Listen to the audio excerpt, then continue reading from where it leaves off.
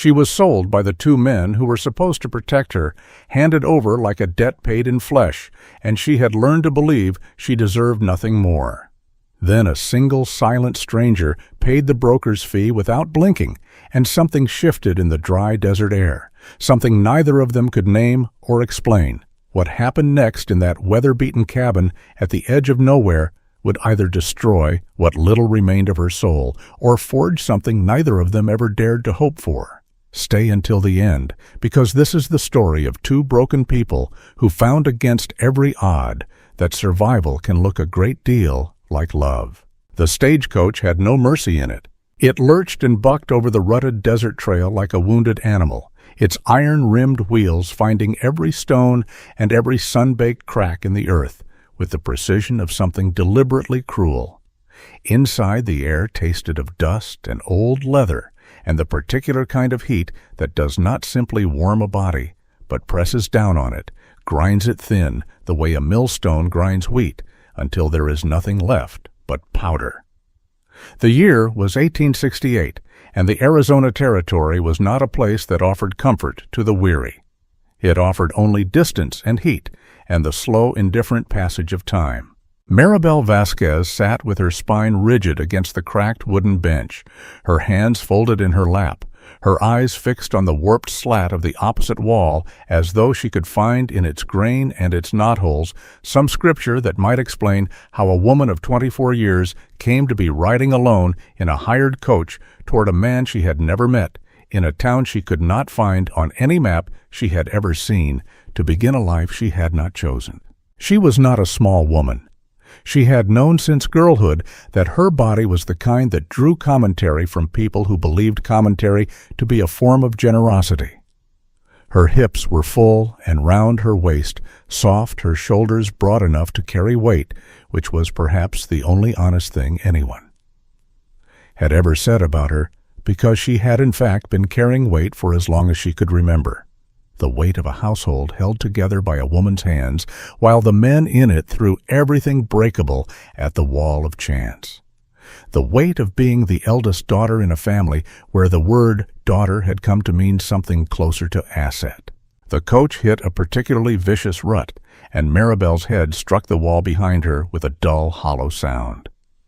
She did not cry out. She pressed her fingers briefly to the sore place and then lowered her hand back to her lap with the resigned patience of a woman who had long since stopped expecting the road to be kind. Outside the slatted window, the desert stretched in every direction without apology.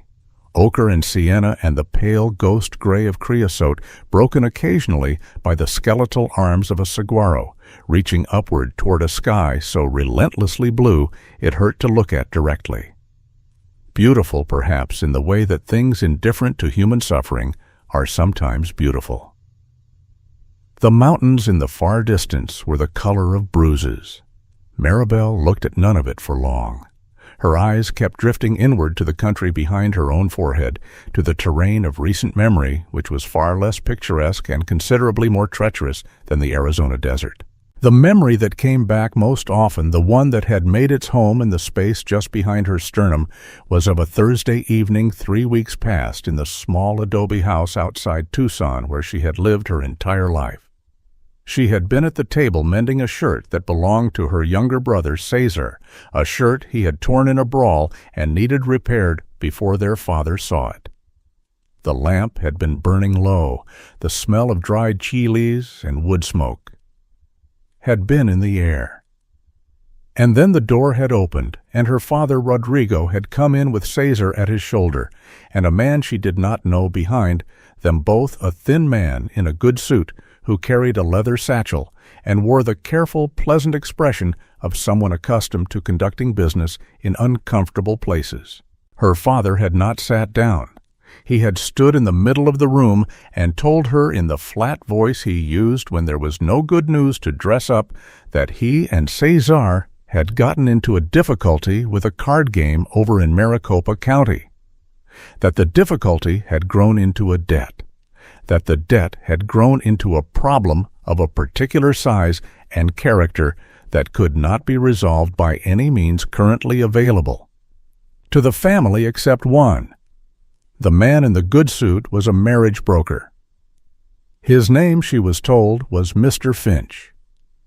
Maribel had set the shirt down on the table. She had looked at her father and then at Caesar, who was staring at the floor with the specific quality of expression worn by a man who knows he has done something beneath him, but has decided that knowledge is not the same as responsibility. She had looked at Mr. Finch, who had looked back at her with the polite, appraising gaze of a man accustomed to evaluating goods. She had not screamed. She had not wept. She had asked, in a voice that surprised her with its steadiness, what exactly was being proposed. Her father had explained. There was a man, a homesteader, a miner of sorts, out in the territory east of Tucson. He had sent word to Mr. Finch's operation some months back, looking for a woman of marrying age who could manage a household. The man was not looking for romance. He was looking for practical help, domestic capacity, a warm body in the kitchen, and a pair of working hands. He had money, Rodrigo said, with the specific emphasis of a man who found money to be the answer to most moral difficulties. He would pay the broker's fee, and the broker's fee would cover the family's debt with something left over. Maribel had sat for a long moment. She had looked around the small adobe room, at the low ceiling stained with years of cooking smoke, at the crucifix on the wall she had grown up praying beneath, at the two men who shared her blood, and had decided over a card table in Maricopa County that she was the appropriate currency for their mistakes. She had thought about refusing. She had turned the word over in her mind, felt its weight and its shape, tried to find purchase on it. But refusal required somewhere to go and something to return to, and she had neither. She had no money of her own. She had no skills beyond the domestic that the frontier economy had any interest in. She had no family beyond these two men and a mother 4 years in her grave. And she knew with the bone-deep certainty of a woman who had survived on scraps of dignity for long enough to know their value, that if she refused Mr. Finch and his satchel and her father's debt, she would not be safer. She would simply be a burden without the clean resolution of a price tag. So she had nodded, and she had gone to her room and packed the things that mattered, which did not take long because the things that mattered to her were few and could fit in a single carpet bag. Her mother's rosary, 3 dresses, a small volume of poetry she had found once in a discarded pile of goods outside a general store, a tin cup she had owned since childhood for reasons she could not fully articulate, except that it was hers unambiguously and without negotiation, which was more than she could say for much else. She had not said goodbye to her father.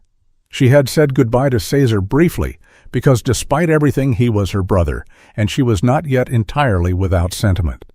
He had looked at her with something that might have been shame, if shame were a language he spoke more fluently.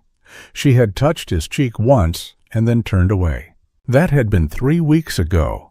Since then, she had ridden in 3 different conveyances, slept in 2 way stations and 1 barely habitable boarding house, and eaten whatever the land and her very limited finances could provide. Mr. Finch had traveled with her as far as Benson, then handed her off to the stagecoach line with a document in a sealed envelope and instructions to deliver her to a man named Elias Boone at the Hessler Creek Road Junction, 12 miles east of the mining settlement called Cobra Flats. The stagecoach lurched again. Maribel steadied herself with one hand against the wall and breathed slowly through her nose. The heat was extraordinary, the kind that made the air shimmer at the edges and turned distant things into mirages of themselves. She could feel the sweat at the back of her neck beneath the heavy coil of her dark hair and the way her dress clung to her in places that made her acutely conscious of her body in the manner she had spent most of her life trying to avoid. She was aware with the dull persistence of an old ache that she was not what men called beautiful, not in the way that got a woman looked at with warmth rather than assessment. She was what they called handsome on a generous day or sturdy on a practical one, which in the parlance of the frontier meant she would survive and work and not complain too loudly, none of which had anything to do with being seen. Her eyes were dark brown and set deep, which gave her a contemplative look that some people mistook for intelligence and others mistook for sadness. Currently, it was both. She had tried in the long, empty hours of travel to construct some image of what awaited her. The broker had offered almost nothing in the way of description. Elias Boone was a widower. He had a mining claim and a homestead, and the apparent financial stability to pay Mr. Finch's fee without apparently wincing. That was the entirety of the portrait she had been given, which left her imagination to fill in the rest, and her imagination shaped by a lifetime of experience with men who had authority over her did not tend toward flattering conclusions. She expected hardness. She expected demands. She expected to be given a list of tasks and evaluated on her performance of them with the same warmth and personal regard one extended to a plow horse. She expected to be invisible in all the ways that mattered, and enormously visible in all the ways that didn't. She expected, in other words, exactly what she had always known, only now it would carry the legal weight of a marriage certificate and be located considerably further from any place she had ever called home. What she had stopped expecting some time ago was anything resembling kindness. Kindness in her experience was a thing people sometimes accidentally produced when they were not paying close attention to their self-interest. It was not a thing one planned for or relied upon. The coach began to slow. Through the warped slat of the window, she could see the terrain changing the open desert, giving way to the ragged beginnings of a terrain feature that might generously be called a creek bed, lined with cottonwood trees gone pale and ghostly in the afternoon light. In the distance, she could make out the dark shape of a structure, low and angular against the desert floor. Her stomach tightened, not with excitement, with the particular quality of anticipation that has nothing hopeful in it, the kind that is merely the body preparing itself for what comes next. The driver called something she couldn't quite parse, and the coach came to a halting, shuddering stop. Maribel sat for a moment without moving. She had learned in her life that there was value in the last moment before a thing happened, in the breath between one world and the next. She pressed her palms flat against her thighs. She thought briefly and clearly that she would survive this. She had survived everything else. Survival was not the same as living. She understood that distinction with great clarity, but it was something. It was the thread you followed through the dark because it was there, and you had no other. Then she picked up her carpet bag, and she climbed down from the coach into the searing white light of the Arizona afternoon. The homestead was perhaps 100 yards from where the road bent. It was not much to look at. The cabin was built of rough-cut timber and adobe brick, low and practical, the kind of structure that had been designed not for beauty but for endurance. A lean-to stable stood to the south, and beyond it the dry, optimistic remains of a kitchen garden that had clearly been started by someone and abandoned before it fully took hold. A fence of cedar posts and wire enclosed a yard that contained, as far as Maribel could see, the stubborn determination of a man who had decided to stay in a place the land had not entirely agreed to. Mr. Finch's counterpart, a local man who had ridden alongside the coach for the last portion of the journey and who had not introduced himself by any name. She could now recall, approached the cabin door and knocked with the particular authority of someone conducting a transaction rather than paying a call. The door opened. Maribel's first impression of Elias Boone was that he was large. Not grotesquely so, but substantially in the way of men who had built their bodies through use rather than intention. Through years of swinging a pick and hauling timber, and existing in a landscape that did not accommodate the soft or the idle. He stood perhaps 6 feet and 2 inches broad through the shoulders, with hands that looked as though they had been made for work and had spent considerable time living up to their design. His beard was heavy and dark, going to silver at the jaw, and his skin was the particular weathered brown of a man who had spent the better part of a decade in the direct sun without much consideration for what the sun was doing to him. His eyes were gray.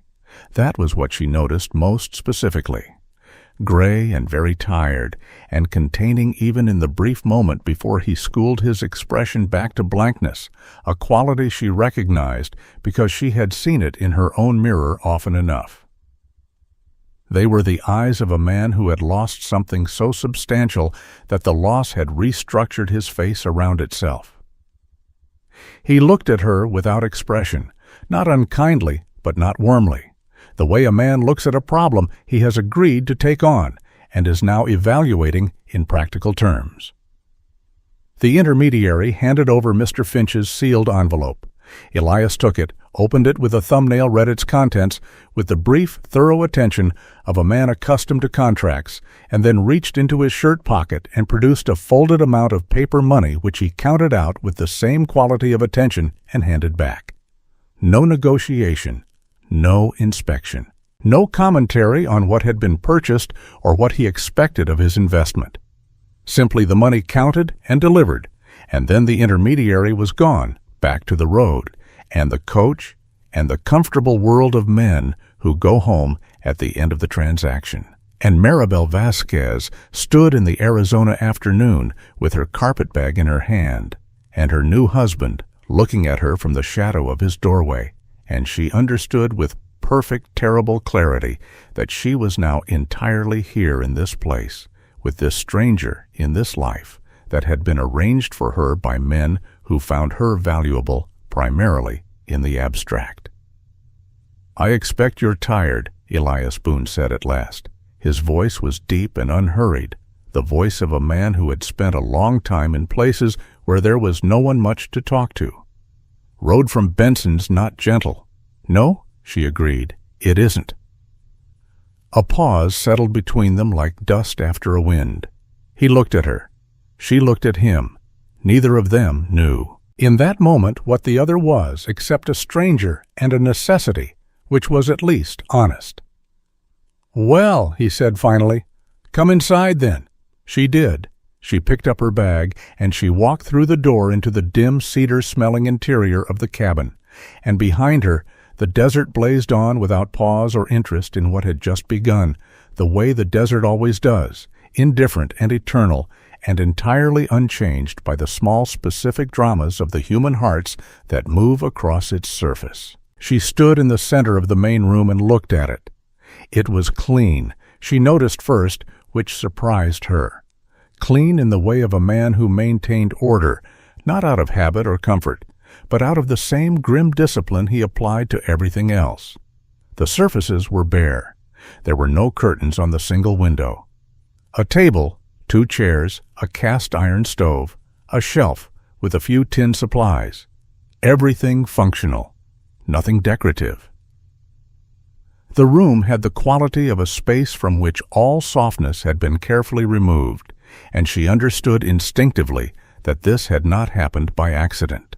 On the shelf above the stove, almost hidden behind a tin of salt, was a small object she didn't have time to look at closely before Elias moved past her toward the stove, where something was already warming, a simple stew of some kind, its smell filling the room with the ordinary mercy of a warm meal. "I'll show you where things are," he said without looking at her. "Kitchen's what you're looking at. Bedroom's through there." He nodded toward the single interior door. "Outhouse is 20 yards north. Water comes from the creek. There's a barrel kept full." He had the manner of a man reciting specifications.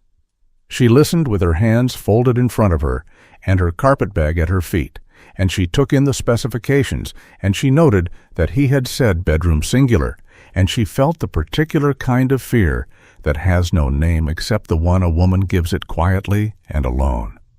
"But then, you'll take the bed," he said, and there was no particular kindness in it. Only practicality, the way a man might make a decision about where to stable a horse. "I'll take the floor." He crossed to the corner and picked up a folded blanket and a bedroll she hadn't noticed and set them on the floor beside the stove with the air of a man who had already thought this through and reached a conclusion he was not interested in revisiting.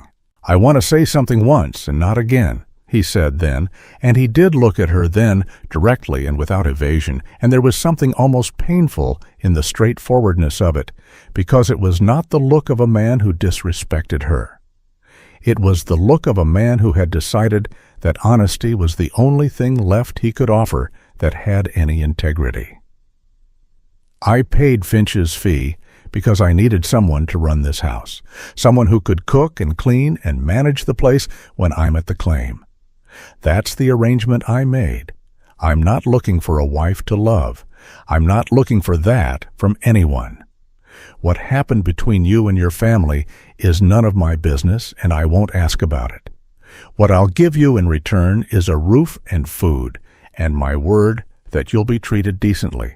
That's all I have." Maribel held his gaze. She did not look away, and she did not let her face do what it wanted to do, which was crumple inward on itself, because his words, delivered without cruelty, but with the precision of a man who had excised all superfluous feeling from his life, confirmed everything she had understood herself to be coming to.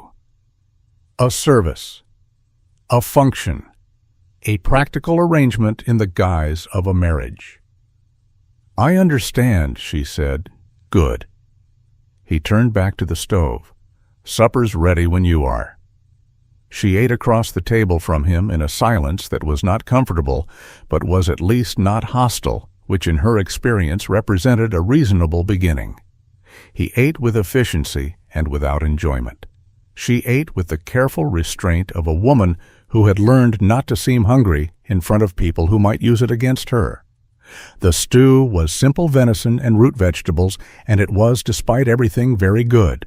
After supper, she washed the dishes in the basin, while he smoked a short pipe on the doorstep, looking out at the last of the light, leaving the desert a private ritual that she understood without being told she was not part of.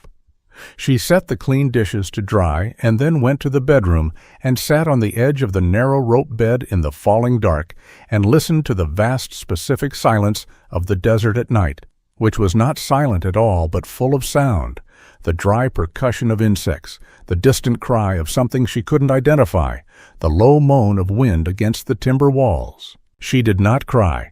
She had cried in the weeks before this, more than she had thought she had in her, and she had arrived here wrung out and dry in that particular way. What she felt instead was the hollow, careful steadiness of a woman who has found the floor of her circumstances and knows now exactly where it is, which is, in its way, a kind of terrible peace. She wrapped herself in the quilt that smelled of cedar and dust, and laid down on the narrow rope bed in the bedroom of a stranger's house in the territory of Arizona, 12 miles east of a town she had never heard of 3 weeks ago, and she closed her eyes and made herself breathe slowly. In and out. In and out. The way her mother had taught her when she was small and afraid of something she couldn't name. "You breathe," her mother had said. "Whatever else is gone, you breathe. You keep breathing, and you are still here." She was still here. She breathed. Outside, Elias Boone sat on his doorstep in the dark and smoked his pipe down to nothing and looked at the stars which were out here in the territory, far from any town's light extraordinary in their multitude. He looked at them the way he looked at most things these days, with a kind of remote, careful appreciation that did not allow itself to become feeling.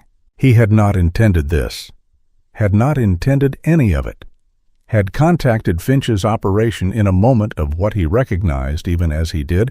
It was desperation of a particular kind, the desperation not of a man who wanted company, but of a man who had begun to be afraid of how long he could go without it. The winters were long. The claim was lonely. He could manage his own cooking, his own cleaning, but there were hours, particularly the hours between last light and first sleep, that had taken on a quality he did not have words for, heavy and specific, and full of shapes he could not stop seeing. He had told himself it was a practical decision, a business arrangement. He had told himself this very clearly in the explicit and unambiguous language he used when he needed himself to believe something. He had made similar arguments before. He was experienced in this kind of argument. He was less experienced in believing them. He tapped the ash from the pipe bowl and stood. He looked at the closed bedroom door for a moment, behind which the woman he had married 4 hours ago in a brief bare ceremony at the justice's office in Cobra Flats was presumably trying to sleep in a strange bed in a strange place. He thought about what she had said at supper, which was very little, but what it was had been said without complaint and without self-pity, and both of those absences were notable to him. He thought about her eyes, which were the darkest brown he had ever seen, and which held in them something old and tired and undefeated, all three qualities at once, which in his experience was not a common combination. He got his blanket from the corner and arranged it near the stove, and laid down on the hard floor, which he had slept on before, and had no strong feelings about one way or the other. He stared at the low ceiling. He thought about nothing specific. He was very practiced at thinking about nothing specific. It was one of the more useful skills he had developed in the last 4 years. Eventually, the way it always did, without mercy and without invitation, sleep came anyway. The morning came without fanfare, the way mornings in the desert always do, a slow bleeding of gray into the eastern sky before the sun hauled itself over the ridge and turned everything amber and merciless in the space of 20 minutes. Maribel was already awake when the light changed. She had been awake, in fact, for most of the night, lying in the narrow rope bed, and listening to the sounds of the cabin settle around her, the creak of timber cooling the distant complaint of a coyote, the low, even rhythm of a man breathing in sleep on the other side of a thin wooden door. She had learned in her life that sleep was a luxury that required a minimum of safety, and she had not yet determined what category this place fell into. She rose before the light was fully established, dressed quietly in the dark, and went out to the main room where Elias Boone's blanket was already folded and set aside, and the man himself was nowhere she could see. The stove was cold. The door to the outside stood fractionally open, and through it she could hear the muffled sounds of the stable, the shifting weight of horses, the particular grunt of a man lifting something heavy. She built the fire herself. She had been building fires since she was 8 years old, and her hands knew the work without requiring instruction from her mind, which was occupied elsewhere. She found the coffee tin on the shelf and the grinder and the battered pot, and she set about the business of making something hot and drinkable out of the raw materials available, which was in its way, a metaphor she chose not to examine too closely. By the time Elias came in from the stable, stamping dust from his boots in the doorway, the coffee was ready, and there was cornbread browning in the cast-iron pan she had found hanging on the wall. He stopped just inside the door. He looked at the stove. He looked at her. Something moved briefly across his face, not quite surprise, but something adjacent to it, the expression of a man who has calculated for a particular kind of morning and finds the actual morning does not match his calculations. "You didn't have to do that, huh?" he said. "I know," she said. She poured coffee into 2 tin cups and set one on the table in front of his chair and took her own to the far end. But I was awake, and the stove needed lighting. He sat down. He wrapped both hands around the cup. He drank. For a moment neither of them spoke, and the silence had in it the particular quality of 2 people who do not yet know the shape of each other's silences, who are still testing the weight and texture of the quiet between them to determine whether it is safe or whether it has edges. "I'll be at the claim most of the day," Elias said at last, setting the cup down. "There's a creek 1/2 mile east for water if the barrel runs low. Wood piles behind the stable axe is on the block. If you find you need something from town, write it down, and I'll take the list when I go in on Friday." "All right," she said. "If anything troubles you, there's a rifle above the door, single-shot .30 caliber." He looked at her briefly. "You know how to use a rifle." "My mother taught me to shoot a rabbit at 40 yards when I was 12, she said. I expect I haven't forgotten." Something shifted very slightly in his expression. Not quite a smile, more the ghost of one, the memory of where a smile had once lived on a face that no longer practiced the expression regularly. "Good," he said, and then he finished the cornbread she had set before him, drank the rest of his coffee, picked up his hat from the nail beside the door, and went back out into the desert. She stood in the doorway and watched him go, a large man on a solid roan horse, growing smaller against the enormous indifference of the landscape, until he was simply a shape among other shapes, and then nothing at all. She went back inside, and she stood in the center of the room, and she made herself look at it properly, made herself take inventory. Not with the eyes of a woman cataloging her confinement, but with the eyes of a woman assessing what could be done with what was available. It was a skill she had developed early and honed through necessity. What was available was, if not generous, at least not nothing. The cabin was structurally sound. The roof held. The stove was a good one, heavy cast iron with a reliable draw. There were supplies on the shelf, not lavishly, but sufficiently. The bedroom window, she noticed in the morning light, faced east, which meant it caught the first hour of sun, which meant it would be warm in winter before the rest of the house was. Someone had known what they were doing when they built it, had thought about winter, had thought, in other words, about staying. She began to clean in earnest, not because the place was dirty, but because cleaning was the first language she knew for making a place hers, or if not hers, then at least partially inhabited, rather than merely occupied. She swept the floor and wiped down the surfaces and reorganized the kitchen shelf so that the things used most often were within easiest reach, minor adjustments that were invisible individually, but added up over the course of several hours to a room that felt fractionally less like the interior of a man's solitude. It was while reorganizing the kitchen shelf that she found it. It was wedged behind the coffee tin at the back of the shelf, as though it had been pushed there accidentally or placed there deliberately to be out of sight. A small wooden figure carved from what looked like cottonwood, no bigger than her palm. A horse, she thought at first, and then realized it was a child's toy. The shape of a small dog, worked with considerable care, the kind of care that takes many evenings and much patient attention. It was smoothed to a shine in certain places, the ears, the back, as though it had been handled often and with tenderness. She stood holding it for a moment. The cabin was very quiet.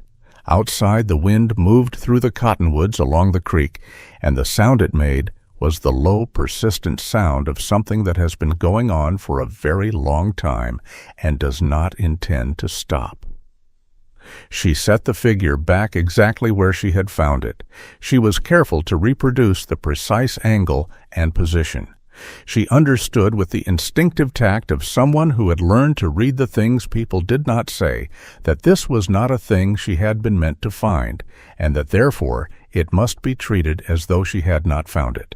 Later that afternoon, turning out the bedroom to air the mattress, she found the second thing. It was tucked inside the corner of the windowsill, folded small and soft with handling. A piece of lace. Fine lace, the kind made by practiced hands, a cuff from a woman's dress, perhaps, or the hem of something more delicate.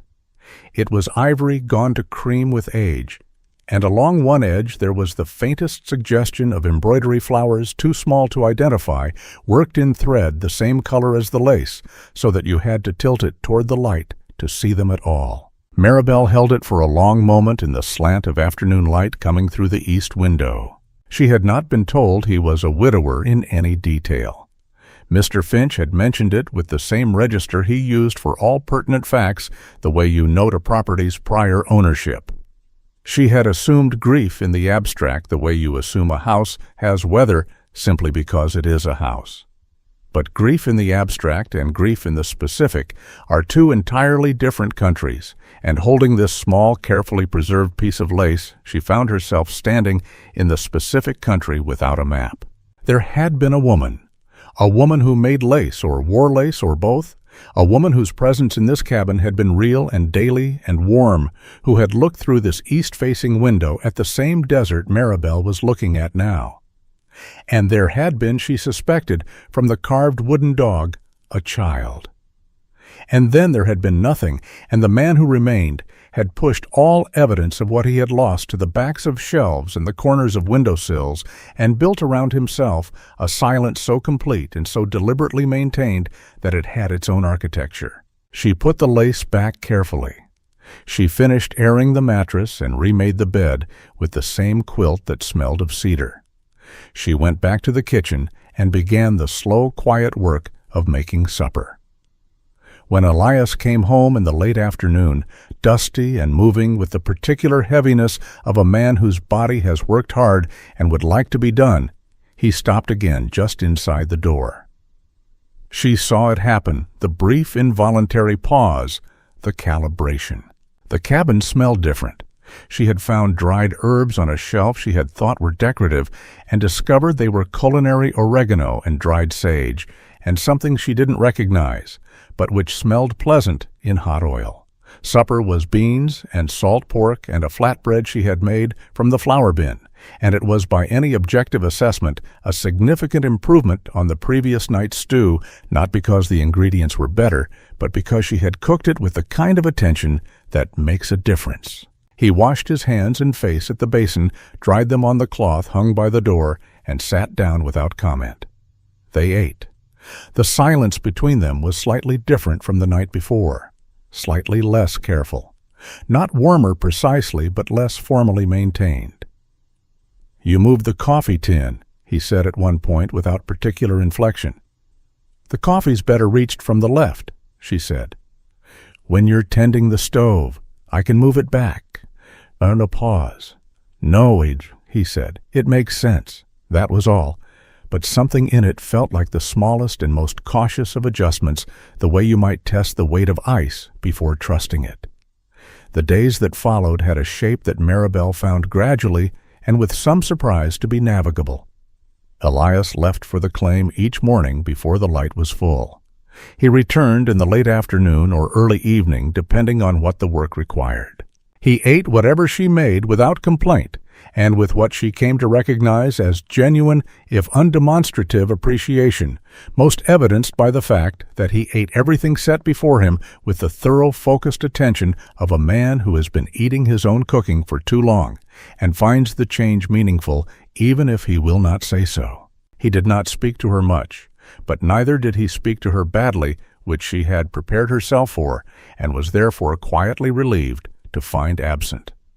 When he spoke, it was to practical purpose information about the water level in the creek, the state of the woodpile, a question about whether she had seen the blue roan limping. He asked for nothing that was not within the clear terms of their agreement. He asked for nothing personal. He did not look at her with the assessing, proprietary gaze she had braced for. Mostly, he looked at her the way he looked at the desert, which is to say with a remote patient attention that did not attempt to penetrate or possess, that simply noted her presence as a feature of the landscape and moved on. It was not warm, but it was honest, and in her life she had found honesty to be rarer and more valuable than warmth, so she took it for what it was. She used the hours of his absence to do what she had always done when left to her own resources. She made things habitable. She asked on the third day if she might have the fabric remnants she had spotted folded in a box under the shelf. And he said yes, without asking what for, and she spent 3 evenings making curtains for the single window. Plain ones, nothing ornate, just a light muslin that took the afternoon glare off the glass and softened the quality of the light inside without dramatically changing the room. She found seeds in a small tin behind the stable door, beans and squash, and something that turned out to be marigolds, and she started them in whatever containers she could repurpose, because the growing season was already well advanced, and she knew she was behind the planting calendar, but starting something late was better than starting nothing at all. These were not dramatic gestures. They were the quiet, accumulative gestures of a woman doing what she had always done, which was to make a livable thing out of whatever materials were at hand. She did not think of them as making the place hers. She thought of them as making the place which was different. On the fourth evening, she noticed Elias watching her from across the room. She had her sewing in her lap, working by the lamplight, and she looked up and found him looking at her with an expression she could not immediately read, something between puzzlement and a thing she had no name for, a quality of attention that was not the same as the practical noting he usually gave her. He looked away before she could decide what it was. On the fifth day, she walked to town. She had not intended to precisely. She had needed two specific things: that the cabin did not have a particular thread for the sewing, and a tin of baking powder she had used the last of thaws. And Elias had said Friday for the list, but this was Wednesday, and she saw no reason to wait 2 days for baking powder when the road to Cobra Flats was a navigable 3 miles and the morning was by the standards of the territory merciful. Cobra Flats was the kind of town that had happened to a place rather than been planned for it. A scattering of wood-frame buildings along a main street that had been worn into the red dirt by wagon wheels and foot traffic and the daily commerce of a mining community. There was a general store, a saloon, a doctor's office that doubled as a barber shop, a small church of uncertain denomination, a livery. The people she saw in the street were mostly men, mostly dusty, mostly in the preoccupied hurry of people who are in a place, not because they chose it, but because the silver is here, and where the silver is, they must be also. She drew glances as a strange woman always draws glances in a frontier town. She met them steadily and without invitation, the way her mother had taught her, chin-level eyes forward, the posture of a woman who is going about her business and does not require comment on her person. In the general store, she found what she needed and was reaching for the thread when the woman behind the counter, a compact, sharp-eyed woman of about 50, with gray-streaked hair and the efficient manner of someone who has run a business alone for many years, looked at her directly and said, "You're Boone's new wife." It was not a question. Maribel set her selections on the counter. "Maribel Boone," she said, because it was the first time she had said the name aloud, and she wanted to know how it felt in her mouth, which turned out to be strange and a little heavy, like a new shoe not yet broken in. The woman's expression did not change, but her eyes did something, a brief private inventory, the kind that takes in more than it appears to. "I'm Dora Kettridge," she said. "My husband runs the essay office. We've known Elias Boone going on 6 years. She began to count out Maribel's change. "He's a good man," she said then, and the way she said it had in it a particular kind of precision, the precision of someone choosing exactly the right words and no more. "He's been a very sad man. I hope you'll forgive him for that." Maribel looked at her.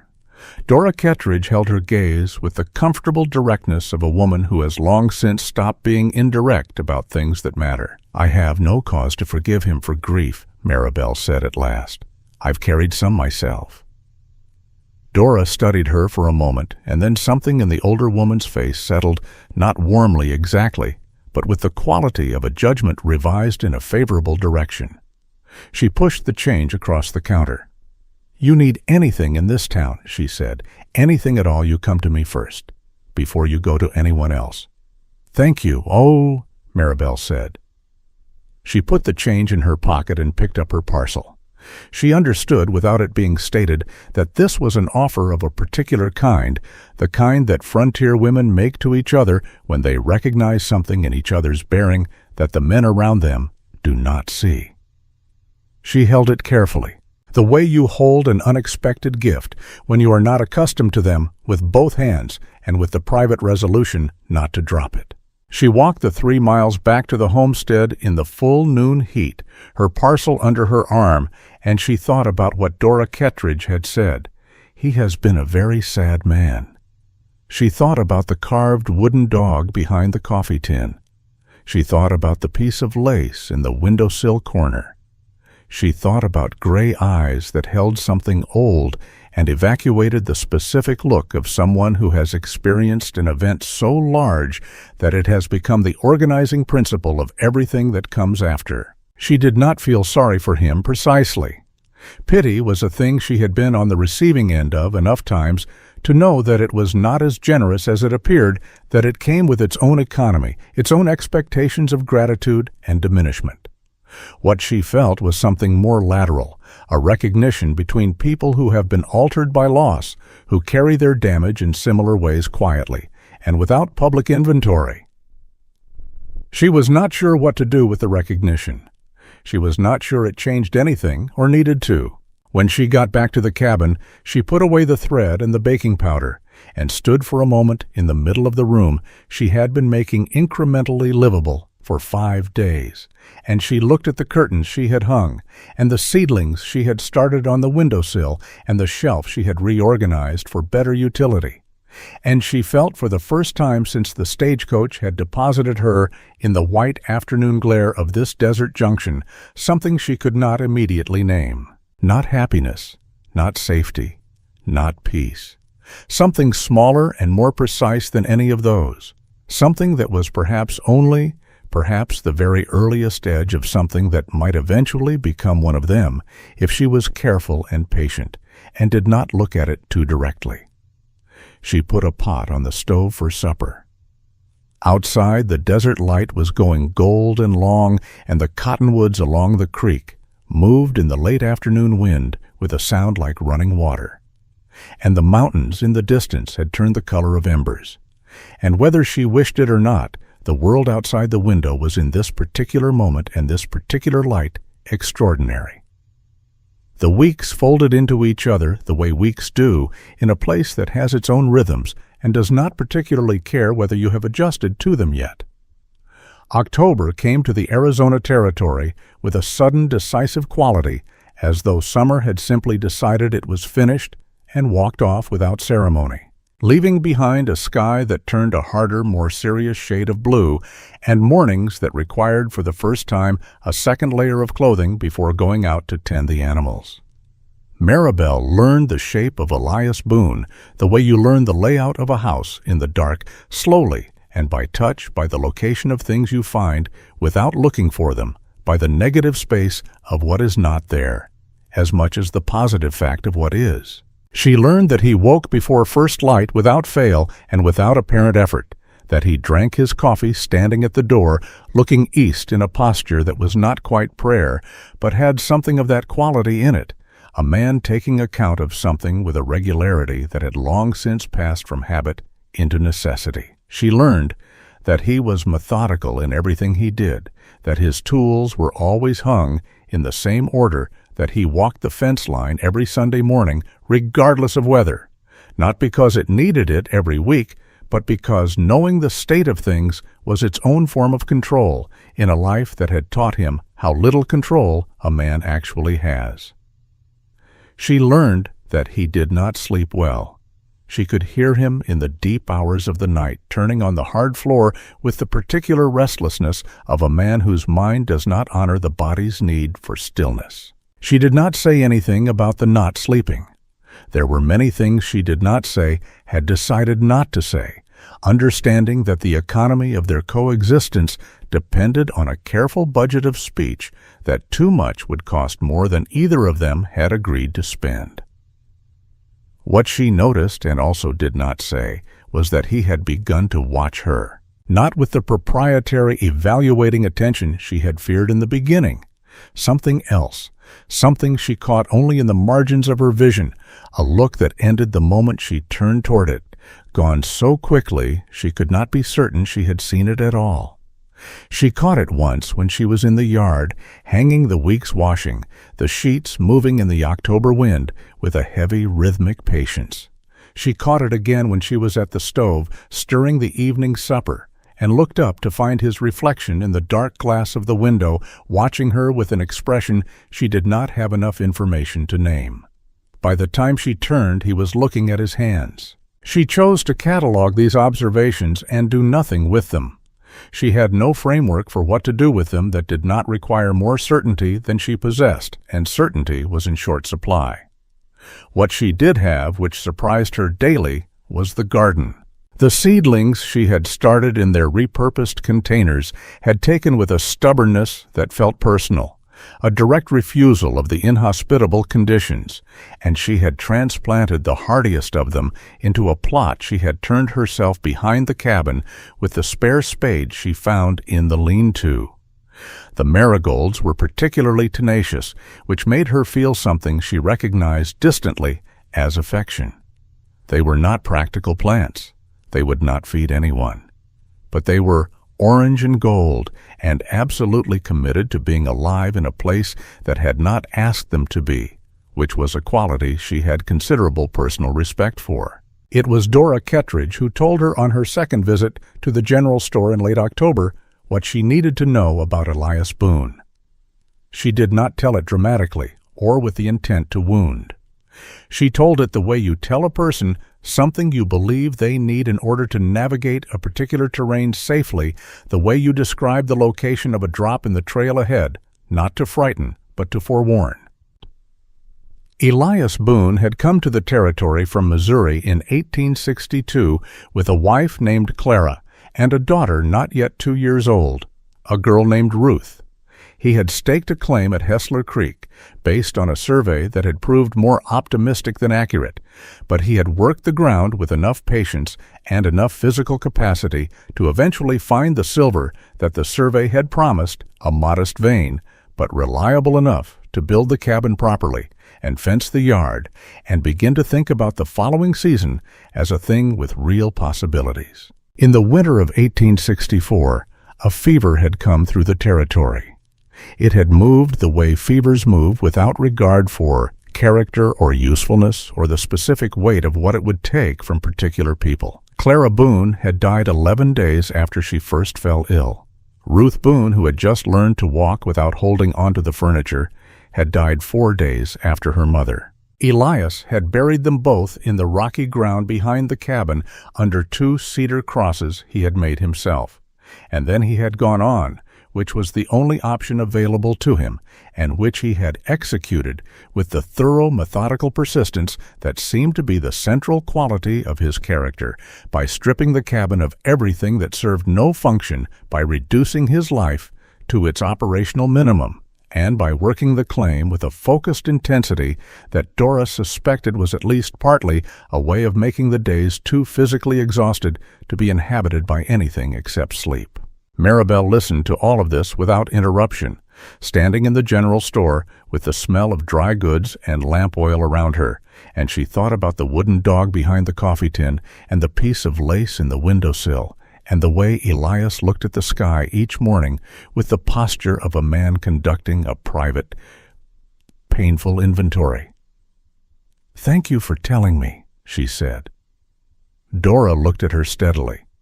"I told you because you struck me as a woman who uses information rather than lets it use her," she said. "I could have been wrong." "You weren't wrong," Maribel said. She walked the 3 miles home in the sharp October wind, and she did not cry because crying required a surplus of feeling, and she was still very carefully rationing what she allowed herself to feel about any of this. But she held the story inside her chest the whole way home, held it the way you hold a thing that is breakable and belongs to someone else, with both hands and with the particular quality of attention that means you understand its value. She did not tell Elias she knew. She did not change how she behaved toward him in any way she could have pointed to specifically. But she understood him differently from that afternoon forward, understood the architecture of his silences and the structural purpose of his distances, and understanding a thing, even when you cannot change it, makes it possible to move around it without damage. November arrived with a wind that had real teeth in it, and with the wind came clouds that built over the western mountains with a slow, ominous patience that the desert old-timers read the way sailors read the ocean. Maribel had grown up in this territory, and she knew what those clouds meant. Elias, who had been watching the same sky for 6 years, also knew. In the 3 days before the storm hit, there was a tacit, unspoken acceleration in the work of the homestead, the two of them moving with increased purpose through the tasks of preparation without requiring each other to articulate what they were preparing for. He brought in extra wood. She doubled the root stores in the corner and made sure the flour and salt tins were full and the lamp oil reservoir was topped. He reinforced the stable walls where the October winds had found a weakness. She banked the garden against the cold with whatever she could scavenge dry grass and old fabric, and the particular hopefulness of someone who has put work into a thing and is not ready to see it destroyed. On the evening of the third day, the sky to the northwest went the color of a bruise the size of the whole horizon, and the wind dropped to nothing in the way that wind sometimes does before a storm, a held breath, a stillness that has nothing peaceful in it. Elias came inside, stamping his boots, and looked at her across the room with an expression that was for him almost communicative. "It's going to be bad," he said. "I know," she said. "Supper's ready." They ate. The wind came back in the night with a sound like a freight train making a permanent decision. By morning there was a foot of snow on the ground, and more coming sideways, and the world outside the cabin window had been reduced to a white howling blankness, in which directions ceased to exist. Elias went out at first light to secure the livestock which were in the stable, but required a human presence to keep calm in weather this severe, and Maribel stoked the stove to its highest capacity, and boiled water, and made the cabin as warm as its construction would allow, which was warmer than she had expected, because whoever had built it with the knowledge of what winter in this territory could be, and had stuffed the walls with good insulation, and built the fireplace deep. He was gone for 2 hours. She did not watch the door with the anxiety she might have expected herself to feel, which surprised her. Or perhaps she did watch it, but quietly, the way you watch something without wanting to be caught caring. When he came back, he was covered in snow to the shoulders and moving with the careful, slightly too deliberate gait of a man who is colder than he is admitting. He stamped in, pulled the door shut against the weight of the wind, and turned toward the stove, and that was when she saw it. He was favoring his left leg, not dramatically, but with the specific quality of a man trying not to favor something that is demanding to be favored. She had grown up with brothers. She knew what a man trying not to limp looked like. "What happened?" she said. "Ice on the stable floor," he said, without looking at her. "Went down. It's nothing." She looked at him.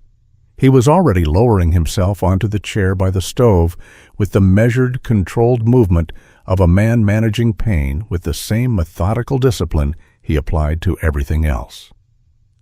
"Let me see it," she said. "I told you it's nothing. Mr. Boone."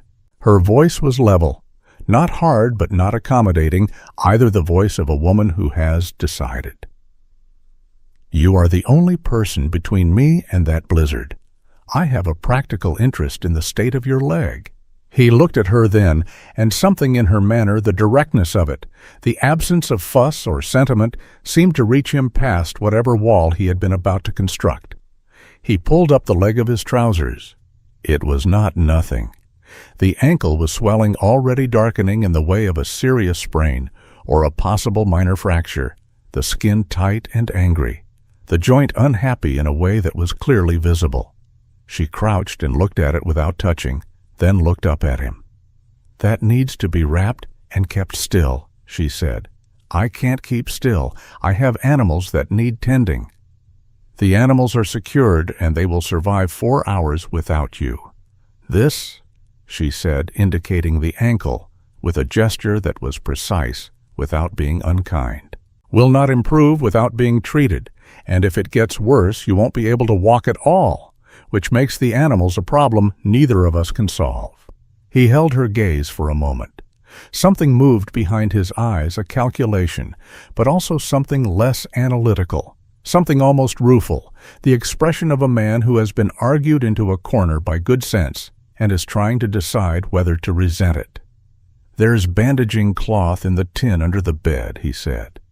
She wrapped the ankle with the careful, competent hands of a woman who has administered to household injuries her entire adult life. He sat very still and said nothing, which she understood was its own form of trust, from a man who found trust a difficult transaction. She worked without hurrying and without excessive comment, because excessive comment would have embarrassed him, and embarrassing him would have cost them something neither of them could currently afford. When she was done, he shifted in the chair, testing the wrap with the critical attention of a man who knows what a good wrap feels like. He nodded once, barely perceptibly. "Thank you," he said. The words came out as though they required some effort. She went back to the stove and stirred the pot, and said nothing because nothing was the right thing to say. He managed mostly for the rest of the day, moving with careful economy between the chair and the necessary points of the cabin. But by evening she could see that the cold he had taken in during the 2 hours in the stable was becoming something more than cold, the particular quality of stillness that comes over a body that is fighting something, a heightened internal quality of effort that manifests as its opposite, as a kind of heavy, glassy quietness. She brought him supper at the chair. He ate some of it. She watched him not eat the rest without saying so. By the time full dark had come and the blizzard showed no intention of moderating, his skin had taken on the sheen that she recognized as the beginning of fever, the slight brightness of the eyes, the particular quality of heat that comes off a body that has engaged in a fight you cannot see. "Mr. Boone," she said quietly. He was half sitting, half lying in the chair, with his eyes at half-mast and a quality of absence about him that was increasing. "You need to be in the bed." "I'm fine here," he said. And his voice had the first faint roughness of a man not as present as he believed himself to be.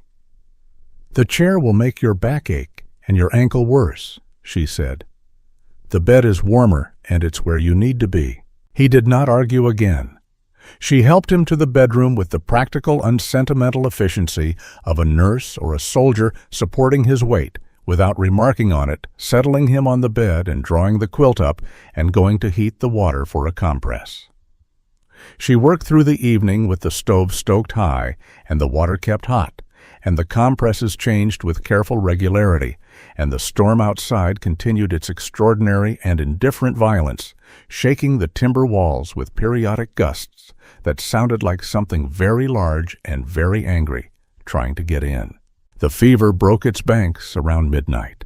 She was sitting in the chair she had drawn up beside the bed, not sleeping but not fully awake, either in the middle state that exhaustion produces when he began to move with the specific agitation of a man whose mind has left the room his body is in.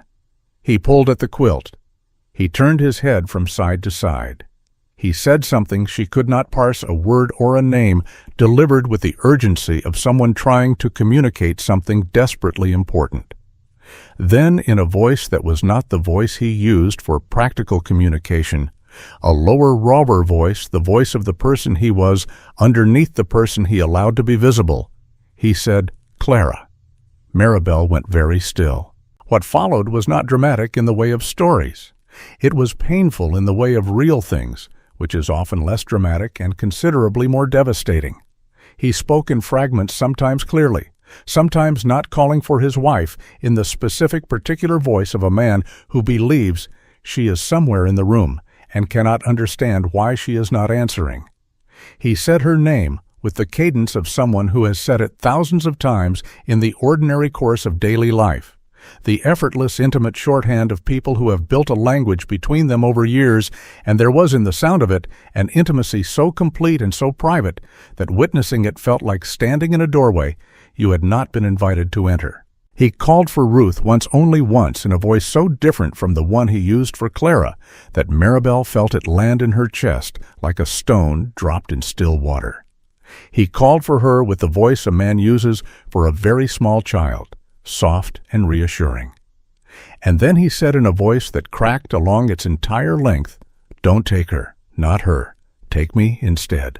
Maribel sat in the chair beside the bed of a man she had known for 6 weeks, and she listened to the full dimensions of a grief she had only understood in outline, and she did not look away, because looking away would have been its own kind of dishonesty. She changed the compress. She kept the fever from climbing further with cold water and steady attention.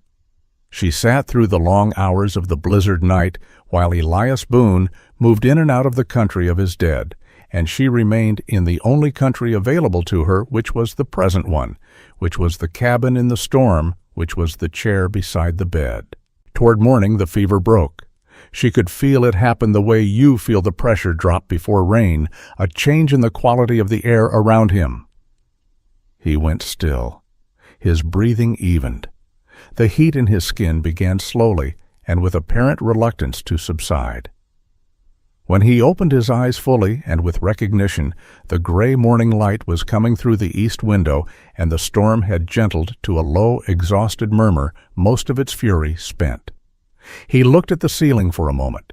Then he turned his head and found her in the chair still there, her own eyes heavy with the night, and something moved across his face that she could not entirely read, a complex, layered thing, part shame and part something else, something that did not have a clean name. "You were here all night," he said. It was not quite a question. "Yes," she said. A silence. He looked at the ceiling again. She could see the shame working in him, the particular mortification of a man who values control above nearly everything, discovering that he has been witnessed without it, that someone has seen the rooms he keeps locked. "I expect," he said carefully to the ceiling, "that I said things." "You had a high fever," she said. "People say things." He was quiet. She could see him deciding, and she understood the decision he was being asked to make, whether to acknowledge what she had witnessed or to maintain the fiction that it had not occurred to retreat behind the walls of his ordinary silence, or to allow, just this once, that the walls had been temporarily breached. She made it easier for him. "I know what it's like," she said quietly, "to be afraid and to have no one. You don't have to explain yourself to me, Mr. Boone. And you don't have to be ashamed of loving people you've lost." She looked at her hands in her lap. "I'm not looking for anything from you that you haven't agreed to give. But I am here. That's real. Whatever else isn't." She felt his gaze come back to her, the weight of it, and she did not look up immediately. When she did, he was looking at her with those gray, exhausted eyes, and in them she saw something she had not seen in them before. Not warmth, not yet, nothing so simple or so quickly arrived. But something had shifted in the architecture. Some load-bearing wall had moved, and the structure of the man behind his eyes was very slightly different from the structure it had been the day before. He said nothing, but he did not look away. Outside, the storm was finally releasing its hold on the desert. The wind had dropped to something navigable, and in the gray morning light, the snow lay deep and still and completely white over everything, over the yard and the cedar fence and the garden. She had banked against the cold, and the 2 cedar crosses behind the cabin were barely visible above it, small and patient and permanent, holding their place in the frozen ground, the way the dead always hold their place quietly, and without negotiation, present in everything and unavailable for anything gone, and yet so thoroughly not gone that a man could speak to them in the dark for years and find it insufficient. Maribel got up from the chair and went to make the coffee. Her back ached, and her eyes burned, and her heart was full of something she was being very careful not to examine directly. She measured the coffee into the pot and set it on the stove, and listened to the cabin settle. Around the fact of the morning and the fact of what had passed in it, and she understood in the clear and somewhat frightening way that certain understandings arrive, that something had changed between them in the night that could not be changed back, and that she did not want it changed back, and that this wanting was the most dangerous and most honest thing she had felt since the stagecoach had deposited her in the white afternoon light of a place she had not chosen, and was choosing now every day in the small and accumulative ways that constitute a life. The days after the fever had the quality of something new trying to find its footing, tentative and careful. the way the desert floor looks after a hard rain, altered by what has passed over it, not yet certain of its new shape, but undeniably changed. Elias recovered with the same thorough, methodical efficiency he applied to everything, as though illness were simply another task to be completed on schedule and without unnecessary drama. Within 2 days, he was moving around the cabin without favoring the ankle. Within 4, he was back at the claim. But something in the cabin had shifted with the same quiet permanence as furniture rearranged in the night, everything in approximately the same position, but the proportions subtly different, the light falling at new angles. He began to talk to her. Not much, not in the way of a man who had suddenly discovered an appetite for conversation after years of its absence, but in the way of a man who has revised slightly and without formal announcement the terms of a previous agreement. Small things. He told her on the 5th morning after the storm that the silver vein at the claim had widened in the October blasting, which was the first time he had mentioned the claim's progress in any terms beyond the purely operational.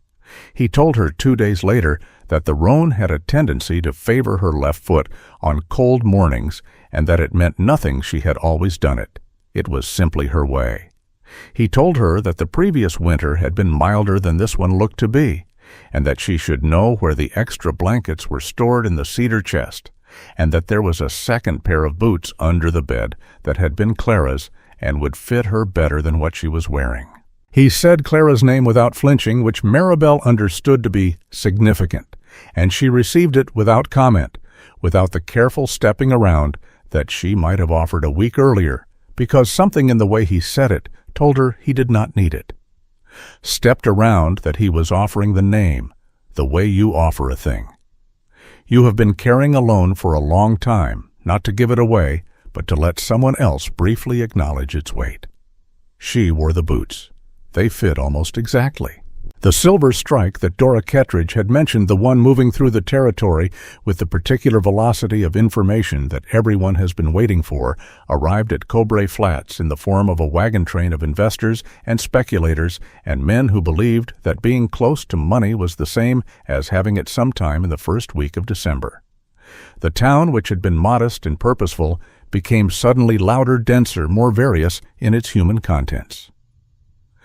Elias rode in on a Friday and came back with a quality of quiet unease she had not seen in him before, something between wariness and a harder feeling.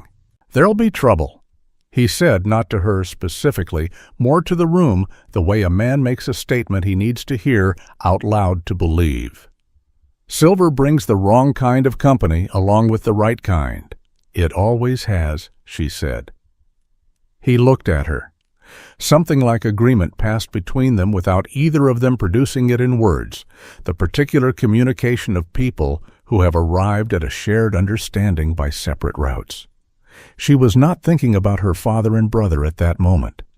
She was not in the weeks that followed thinking about them with any regularity.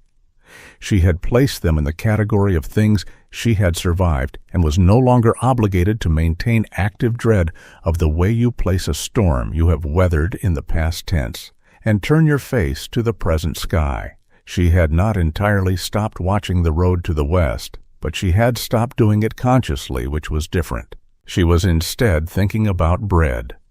She had been experimenting with the sourdough starter she had cultivated from the flour and water and the wild yeast present in the desert air, feeding it each morning with the patient, attentive consistency it required. And in the 3rd week of its life, it had begun to produce a smell that was yeasty and complex and alive.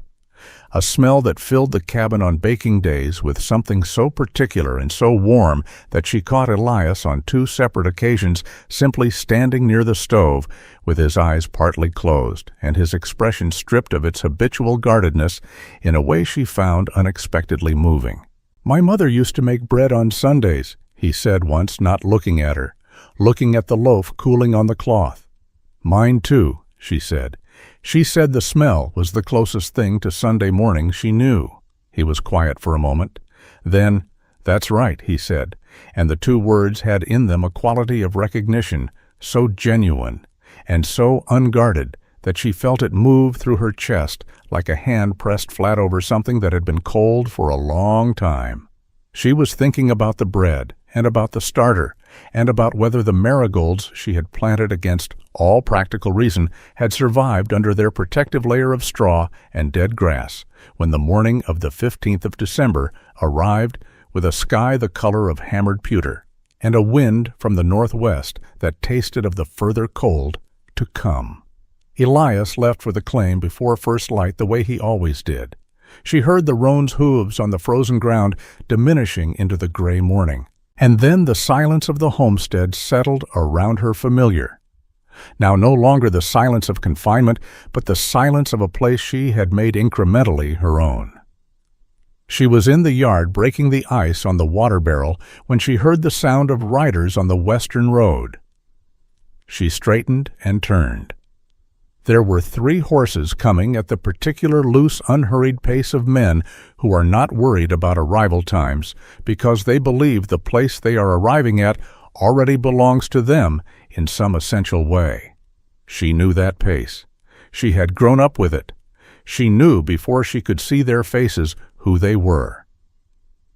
The knowing arrived in her body before it arrived in her mind, a cold certainty spreading outward from her sternum, an old physiological recognition of a specific category of threat.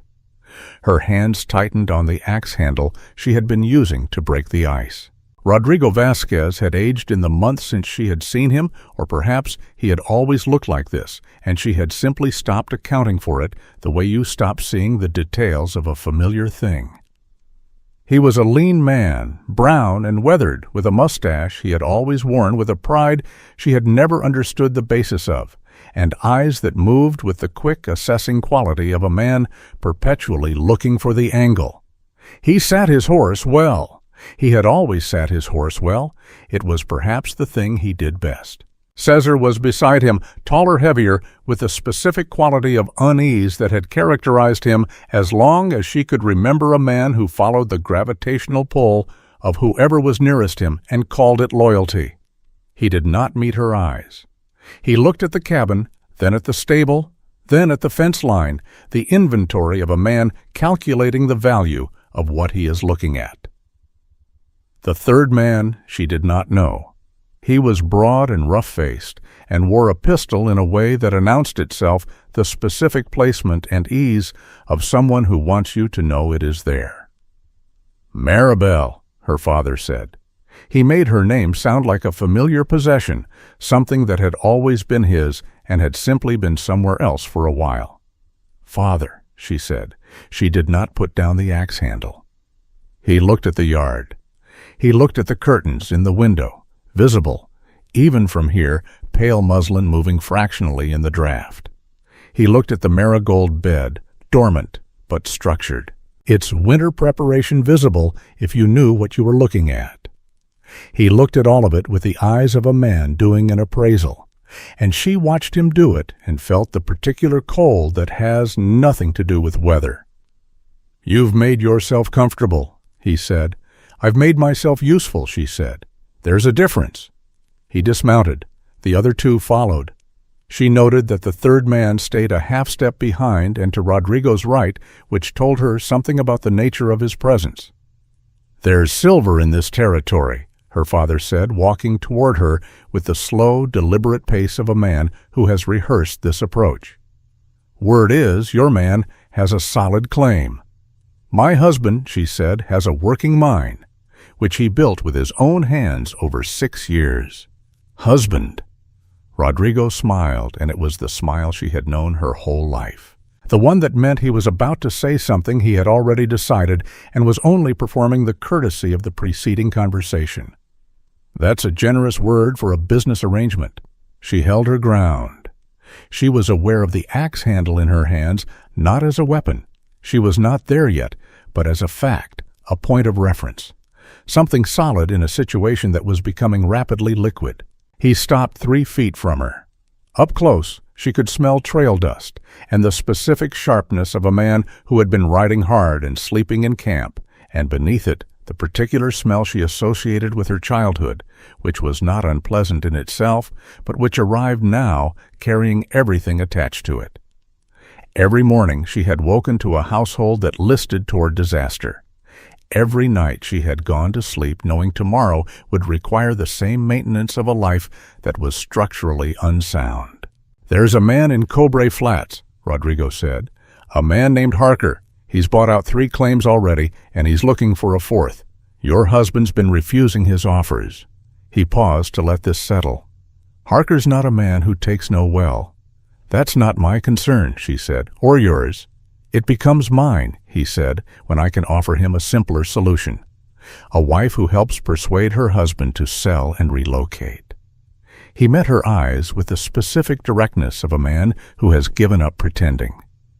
"Harker pays well for useful assistance. Enough to clear what Caesar and I owe and have something left." She looked at him for a long moment. She looked at him with the eyes of a woman who has had the exact dimensions of a thing confirmed and is deciding how to use the confirmation.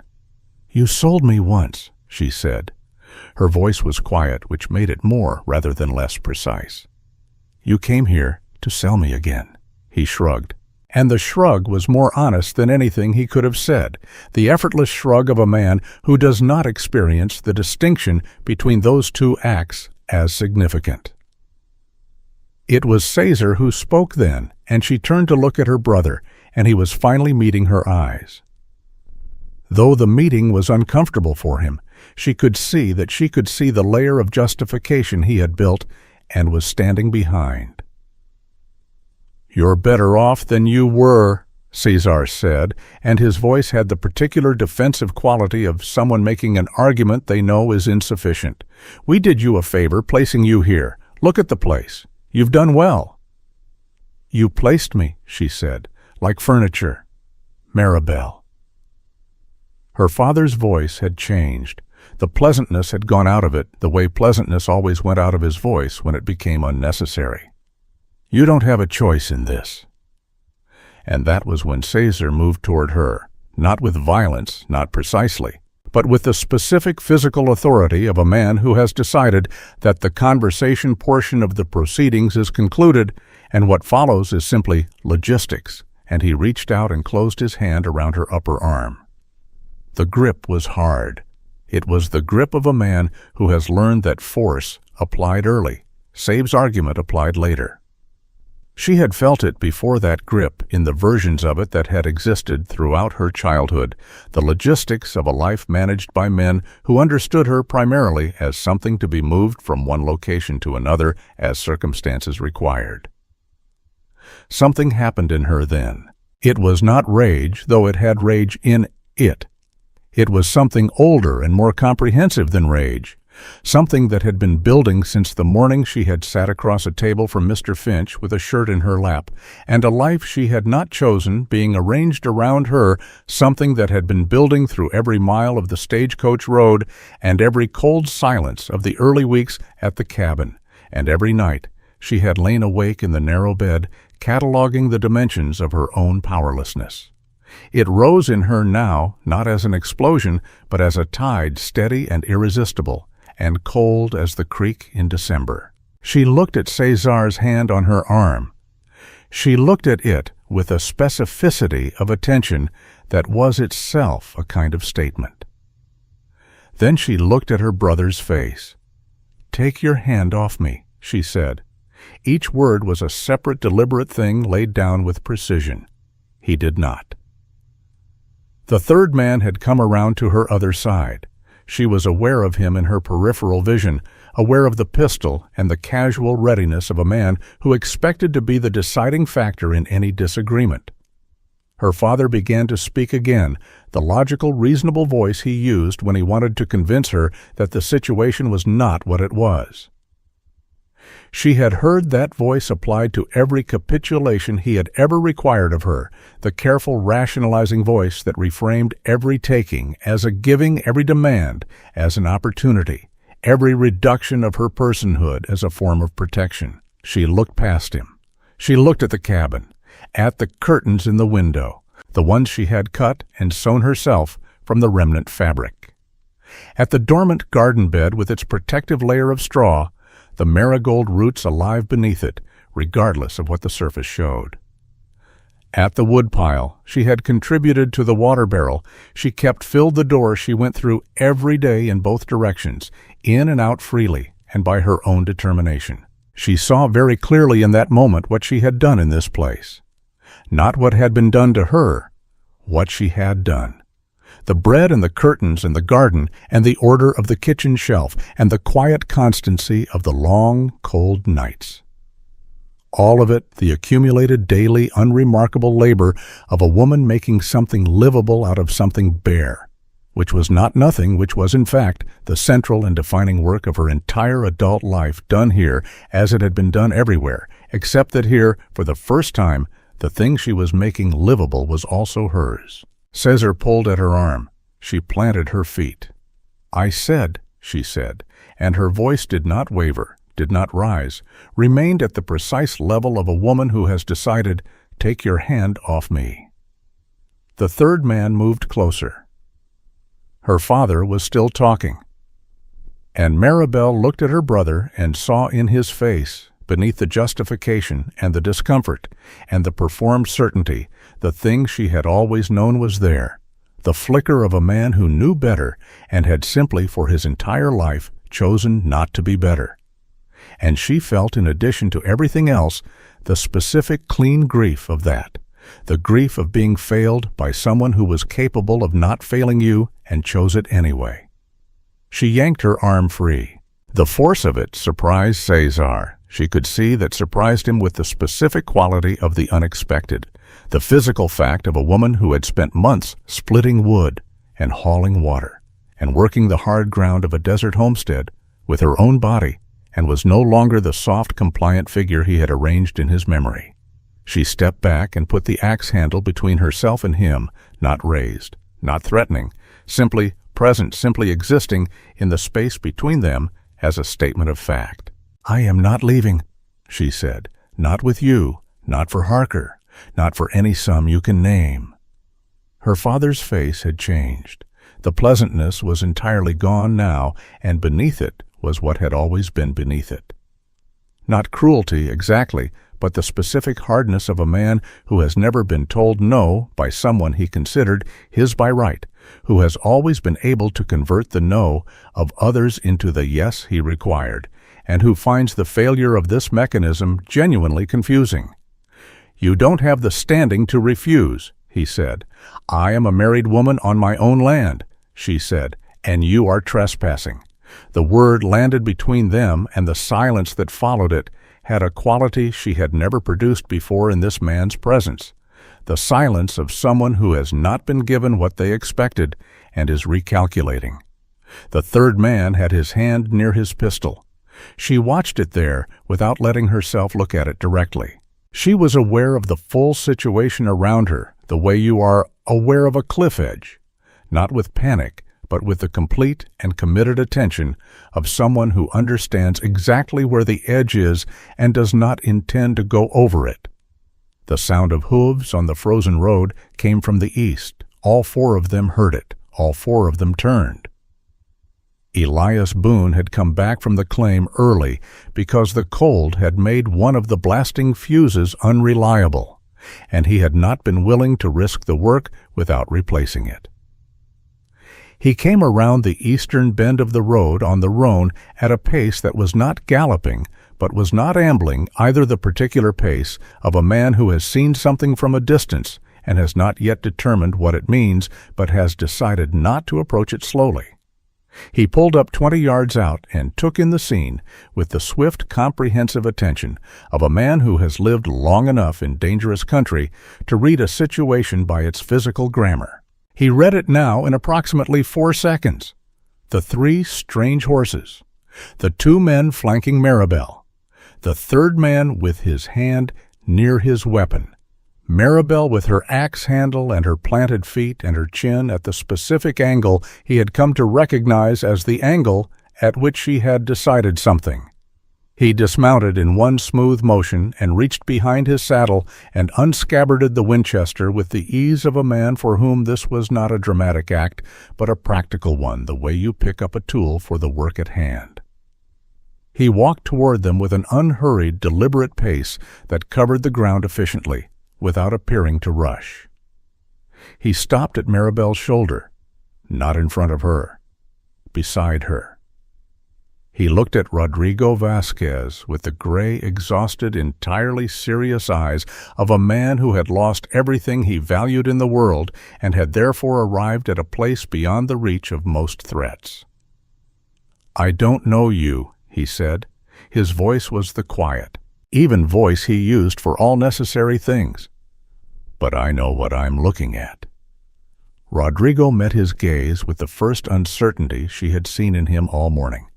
There was something in Elias Boone's face that was not anger and not bluster, something more fundamental and therefore more difficult to argue with the specific quality of a man who means exactly what he is about to say and has no interest in whether you believe him before he says it. "These are my wife's people," Elias said. "She'll tell me if she wants them here. Until she does, you're standing on her land without permission." He leveled the Winchester with no particular drama, the way you point at something you want someone to look at. "I'll ask you once to get back on your horses." The third man's hand was on his pistol now. Elias looked at him with the patient, matter-of-fact attention of a man who has done the calculation and is comfortable with its result. "Son, it's son," Elias said, and the word had in it a quality that was not condescending, but was absolutely certain. "I've been shooting since before you were born, and I'm not angry, which makes me more accurate than a man who is. Think carefully." The silence stretched. Maribel stood at Elias Boone's shoulder and felt for the first time in her memory the specific and unfamiliar sensation of not being alone in the facing of a thing, of having someone beside her who was beside her, not because she belonged to him, but because she was worth standing beside. And the sensation was so foreign and so enormous that she had to breathe very carefully to keep it from undoing her entirely. Cesar looked at her. In his eyes she saw the flicker again, the one she recognized, and beneath it now something that might in a different man or a different life have been shame. She looked back at him steadily and gave him nothing. Her father looked at the Winchester. He looked at Elias Boone's face. He looked at Maribel with the expression of a man confronting an arithmetic that has stopped working the way it used to and finding no way to make it work again. He turned to his horse. He mounted with a dignity that had become in the last few minutes somewhat theoretical. Cesar followed without looking back. The third man kept his hand near his weapon and his eyes on Elias all the way to the saddle, and then they turned the horses and they rode west on the frozen road, and the sound of them diminished and was gone. The silence they left behind was a different kind of silence from any that had preceded it that morning. Maribel stood in it. She was still holding the axe handle. She became aware of this and set it down against the water barrel. Her hands were steady. She noted this with a distant, almost clinical interest. Elias lowered the Winchester. He looked at her. His face had the quality it sometimes had after something significant had happened, and he was processing it behind the characteristic stillness of his expression. "Are you hurt?" he said. "No," she said. He nodded. He looked down the western road, now empty and then back at her. He opened his mouth and then closed it again, and she could see him finding the shape of something he wanted to say and not quite locating it. "Your father," he said at last. "Yes," she said. He was quiet for a moment. "They'll come back," he said. "Men like that always come back when they think the odds have changed." "I know," she said. He looked at her with those gray eyes, and in them she saw something she had not seen in them before. Not the weight of loss, not the careful management of a man maintaining distance, but something present and immediate and directed at her. Specifically at her, and not at the idea of her or the function of her. At the woman standing in front of him in Clara's boots, with her hand steady and her chin level and her heart hammering in a way she hoped was not visible. "I'll not let them take you," he said. And the way he said it was not the way of a man declaring ownership of a possession. It was the way of a man making a statement about something he has decided matters to him, which is a different thing entirely, a thing so different that it belongs in a separate country from the first. She looked at him. She let herself look at him fully for the first time without the careful management of her own looking, and she felt the full weight of what had been building in the months of bread and silence and long winter nights and fever and the particular quality of a man standing beside her rather than in front of her. "I know," she said again. And then, because it was true, and because the morning had stripped away whatever remained of the architecture of their careful distance, "Thank you, Elias." His given name, the first time she had used it. It landed between them with the small, specific gravity of a thing that marks a before and an after, and neither of them looked away from it. The afternoon that followed her father's departure had a specific suspended quality. Like the air after a lightning strike, charged still with what had passed through it, the world rearranged in small but permanent ways by the passage of something electric. Elias put the roan in the stable, and Maribel went inside and stood at the stove and put the kettle on because it was something to do with her hands, which needed something to do with them. She could hear him moving in the stable, the deliberate sounds of a man attending to his animal, with the thorough, unhurried care he brought to every task, and the sound of it was, she realized, deeply familiar to her now, as familiar as the sound of the creek, and the sound of the wind in the cottonwoods, and the sound of his breathing on the other side of the thin bedroom door in the deep hours of the night. She had been here 5 months. She understood standing at the stove with the December light going thin and gray through the muslin curtains that 5 months had been sufficient to rearrange the entire geography of what she considered home. He came in when the kettle was ready. He hung his hat and his coat and washed at the basin and dried his hands with the careful attention he gave to necessary rituals, and then he did not sit down. He stood in the center of the room, with the particular quality of a man who has been thinking while his hands were occupied elsewhere and has arrived at the end of the thinking. She poured the coffee and set his cup on the table and looked at him. "They'll go to Harker," he said, "your father. He'll sell him whatever he thinks he knows about the claim, and Harker will use it to put pressure on the supply line. He's done it to 2 other operations east of here. He cuts the supply of blasting powder, and timber makes the work impossible. Waits until the miner sells at whatever Harker offers, which is never what the claim is worth." She held her cup in both hands. "How long before he moves against you? Could be a week, could be less." He looked at her steadily. "I want you to go to Dora Kettridge. Stay in town while I deal with this." She set the cup down. "No," she said. He looked at her with an expression that was not quite surprise, but was adjacent to it, the expression she had seen on him once before, when she had refused to let him dismiss the injury to his ankle as nothing, the expression of a man encountering a resistance he had not fully calculated for. "Maribel," he said. "This is my home," she said. "You told my father that yourself this morning. You told him it was my land. If that's true when there are men on it threatening to take me, it's true when there are men in town threatening to take it."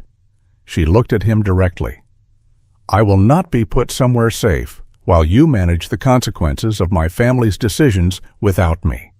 I have been managed and placed and relocated by men who believed they were making decisions on my behalf my entire life, and I will not have it from you." He was quiet for a long moment.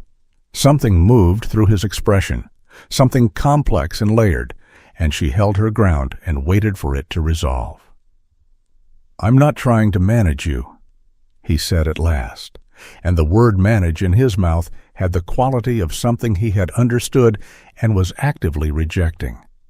"I'm trying to keep you from being put in danger.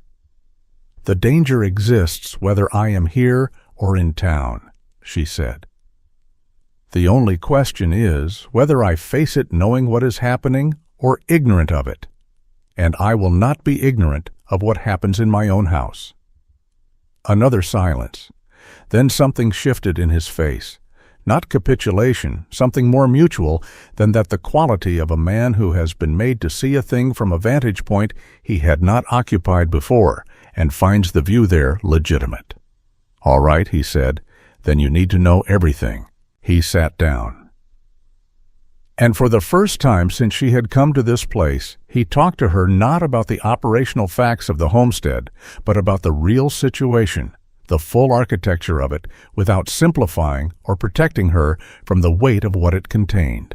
He told her about Harker, a man who had come to the territory 6 months ago with Eastern money, and the specific moral flexibility of someone who has decided that the law is a suggestion applied selectively to people who cannot afford otherwise. He told her about the 2 claims that had already been absorbed about the miner named Garrett, who had sold under duress and left the territory with his family, and about the one named Pollard who had refused and whose supply lines had been cut so thoroughly that he had been unable to work the claim for 3 months and had lost it to debt. He told her about the vein, about how wide it had grown in the October blasting, about what it was worth, which was considerably more than Harker's standing offer, which was itself considerably more than anything Elias had expected to have when he staked this ground 6 years ago in the particular combination of grief and desperation and stubborn refusal to stop moving that had brought him to this desert creek bed. "If I sell," he said, "I'll have enough to start somewhere else, somewhere easier, better water, better soil." He looked at his hands on the table. "I've thought about it." "Have you?" she said. "Before you came," he said, and he looked up at her then with those gray eyes that were tired in their permanent way, but also in this moment more present than she had seen them, more specifically located in the present rather than distributed across the past and the future and the distance. It mattered less then. What happened to the claim? She understood what he was saying. She held it carefully. "It matters now," she said, "not a question." "It matters now," he said. The fire in the stove ticked and settled. Outside, the December wind moved through the cottonwoods with a low, continuous voice. Maribel looked at Elias Boone across the table in the cabin she had made incrementally livable over 5 months at the man who had bought her with a business transaction, and then proceeded without intention or announcement to treat her like a person. And she understood that the conversation they were having was not just about Harker and the claim. "Then we don't sell," she said. He said. The word in his mouth had a quality she recognized as the quality of a word being tried for the first time in a new use. "We," she said. "This is my home too, Elias. Whatever comes from this, we face it together, or we don't face it honestly." He looked at her for a long moment, and then he nodded once, with the finality of a man who has made a decision and has no intention of revisiting it. The next morning he rode to Cobre Flats, and she went with him, seated behind him on the roan because the cabin's second horse was a draft animal, not suited for the road in winter, and the ride was cold and close, and she held onto his coat with her gloved hands and felt his warmth through the thick wool and said nothing about any of it, and neither did he. They found Dora Kettridge at the general store before it opened, stocking the morning's shelves, and Dora took one look at the two of them and the quality of the morning on their faces and set down her stock and said, "Tell me." They told her. Dora listened with the complete, unhurried attention of a woman who has been the informational center of a frontier community long enough to understand that listening is its own form of power. When they were finished, she was quiet for a moment, and then she said, "Harker's made an enemy of Garrison Wells." Elias frowned. "The federal surveyor?" "The same. Harker tried to bribe him last month to alter the land records on the Pollard claim. Wells refused, and Harker made threats." Dora's eyes were sharp and calm. "Wells has been looking for an affidavit from someone who has experienced Harker's methods directly. Someone with standing. A claim holder." She looked at Elias. Then she looked at Maribel. 2 people with standing, she said, would be better than 1. Garrison Wells was a lean, precise man in his 50s who wore a federal surveyor's badge with the quiet authority of someone who understood that the badge was only as meaningful as the integrity of the person wearing it, and had decided to make both as solid as possible. He received them in his office above the assay house with the careful formality of a man who does not make rapid judgments and the particular attentiveness of someone who has been waiting for exactly this conversation. He listened to Elias describe Harker's methods with the focused attention of a man taking inventory. He listened to Maribel describe her father's visit and Harker's involvement with the same quality of attention, and she told it without embellishment and without minimizing, in the plain, clear language of a woman who understands that the truth, told accurately, is more powerful than the truth made dramatic. When she was finished, Wells looked at her with an assessment that was professional rather than personal, the look of a man evaluating the quality of evidence. "You'd be willing to put that in a written statement," he said, "signed and witnessed." "I would," she said. "You understand, Harker will know you've done it."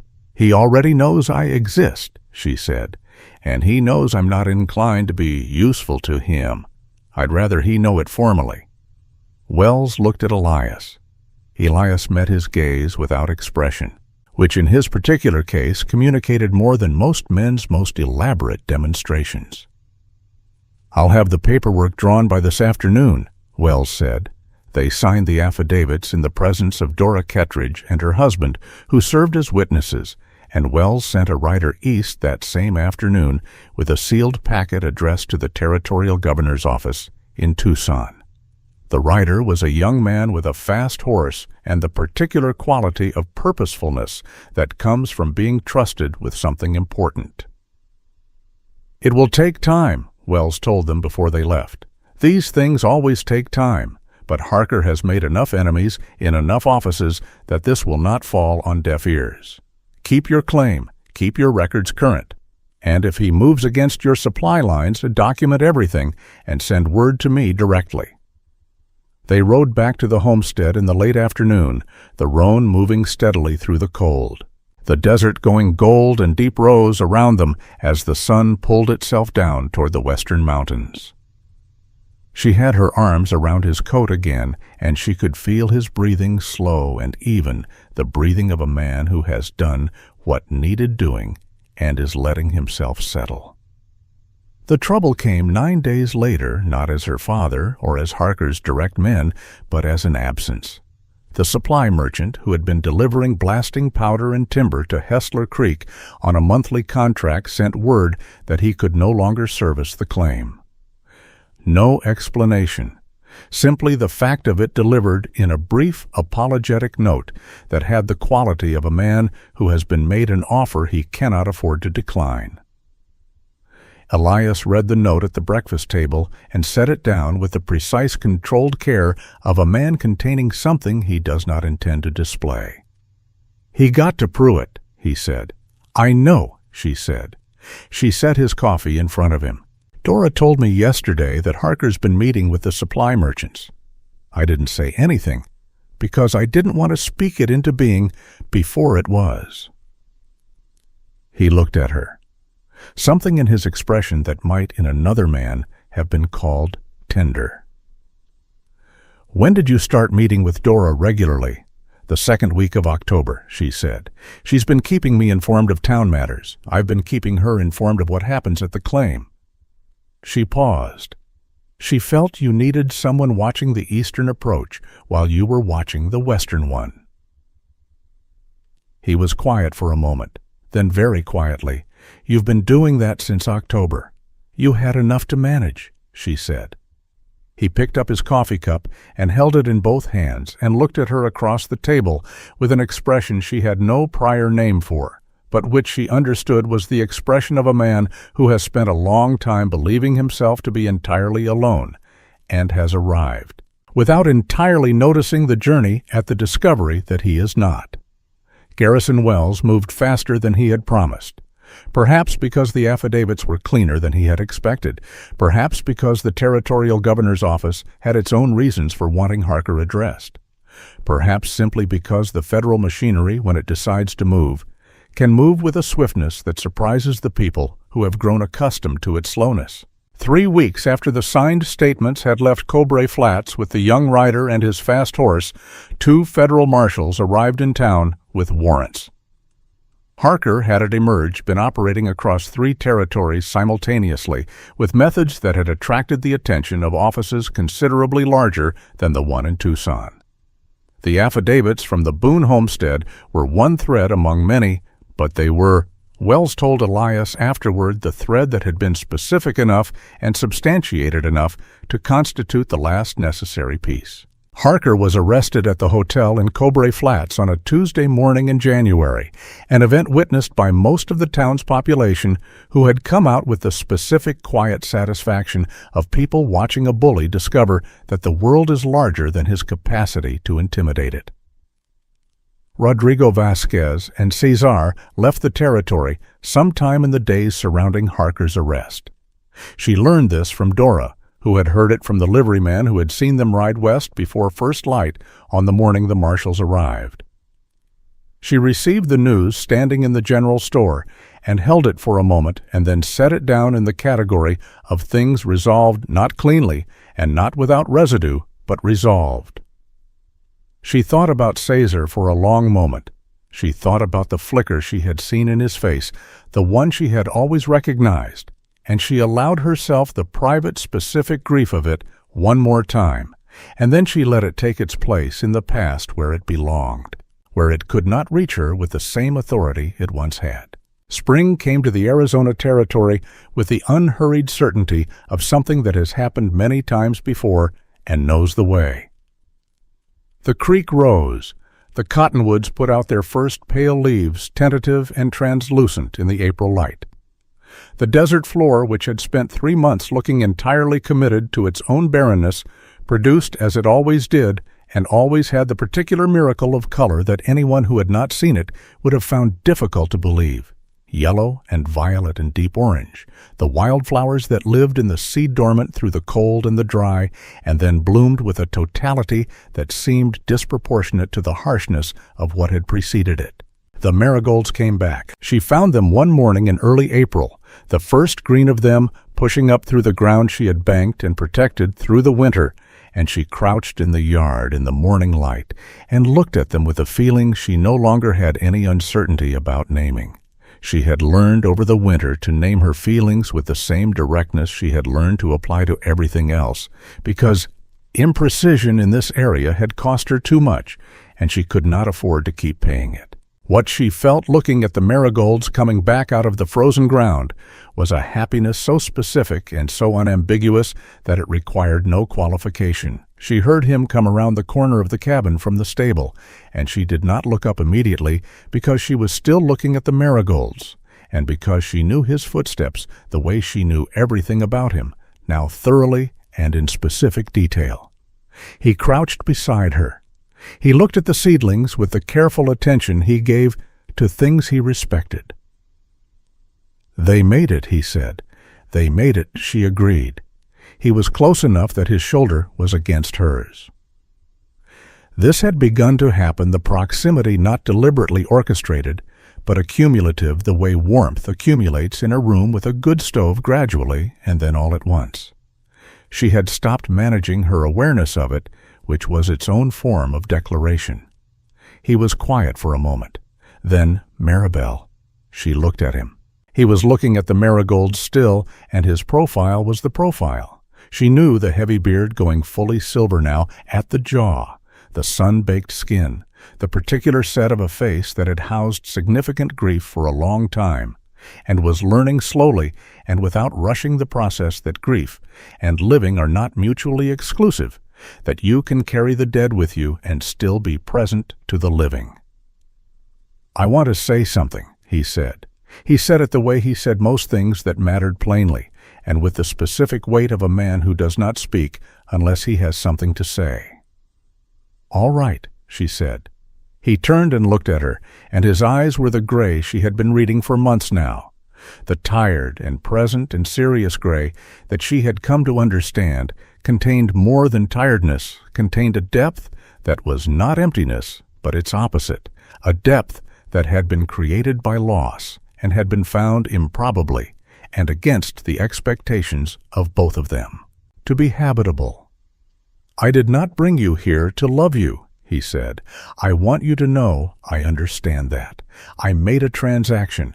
I told myself it was all I was capable of, and I believed it." He paused. The morning light was full and clear on both of them. "I was wrong about that." She held his gaze. She let herself hold it without looking away, without the careful management of her own looking that she had practiced in the early months as a form of self-protection. "I know what I am to you now," she said. "You don't have to explain it." "I want to say it," he said. "I've said too few things for too long. I want to say this one clearly." He looked at her with the full weight of his attention, the complete and unguarded attention she had watched him give to the dawn sky and the work of the claim and the carved wooden dog on the shelf, the attention he gave to things that mattered. "You brought this place back to life. You brought me back to something I decided was finished. And I love you, Maribel. I love you in the way that's going to outlast everything I thought I knew about my own capacity for it." The desert morning was all around them, the light and the silence and the returning life of the spring. She thought about the stagecoach and the broker's sealed envelope and the narrow rope bed in a strange room and the hollow, careful steadiness of a woman who has found the floor of her circumstances and is deciding whether to stay on it or build something. She had built something. She reached out and took his hand, his large, work-hardened hand, and held it in both of hers the way you hold something that has been cold for a long time and is only now beginning to warm.